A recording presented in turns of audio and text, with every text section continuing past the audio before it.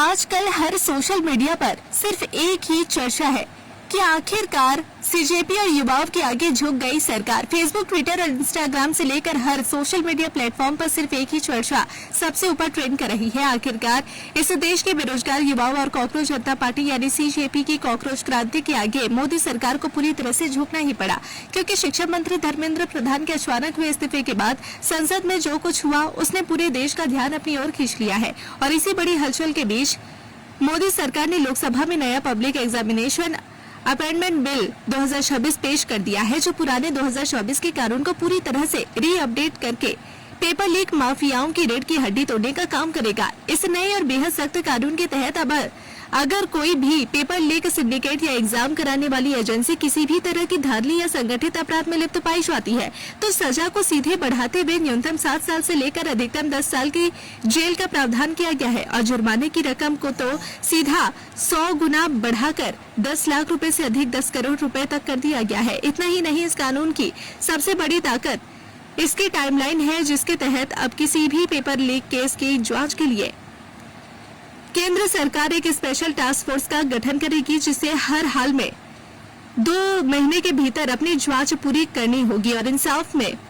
सालों की देरी को खत्म करने के लिए हर राज्य में विशेष फास्ट ट्रैक कोर्ट बनाए जाएंगे, जो चार्जशीट दाखिल करने के मात्र 3 महीने के भीतर अपना अंतिम फैसला सुनाकर दोषियों को सलाखों के पीछे भेज देंगे। अब अगर बात करें इस नए कानून से आगे क्या होने वाला है, तो इसके 2 बहुत बड़े और गंभीर पहलू सामने आ रहे हैं। पहला सकारात्मक पहलू ये है कि इस ऐतिहासिक और भारी जुर्माने के डर से देश के बड़े बड़े कोचिंग माफिया, टेक कंपनियां और साठगांठ करने वाले सिंडिकेट्स के मन में कानून का ऐसा खौफ बैठेगा कि वे भविष्य में किसी भी परीक्षा का पेपर लीक करने या OMR से छेड़छाड़ करने की हिम्मत नहीं कर पाएंगे, जिससे नीट जैसी परीक्षाओं की साख और पारदर्शिता वापस लौटेगी। लेकिन इसका दूसरा और सबसे तीखा पहलू ये है कि सोशल मीडिया पर छात्र और विपक्ष अभी भी सरकार की मंशा पर सवाल उठा रहे हैं। साहब, ये कानून काम तो आएंगे जब पेपर लीक दोबारा होगा और आप दोषियों को जल्दी पकड़ेंगे, लेकिन सरकार के पास आज भी इस बात की कोई टाइम बाउंड गारंटी या फिर पुख्ता सिस्टम नहीं है कि वे पेपर को लीक होने से पहले ही कैसे रोकेंगे।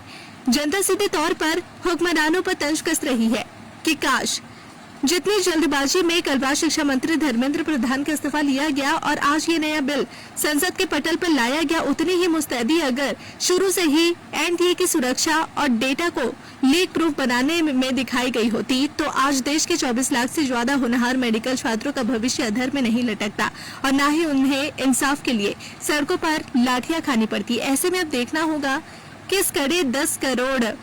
वाले जुर्माने के कानून के बाद क्या वाकई देश से एग्जाम माफियाओं का नामो निशान मिट पाएगा या फिर ये सख्त कानून भी सिर्फ कागजी किताबी पन्नों की शोभा बनकर रह जाएगा।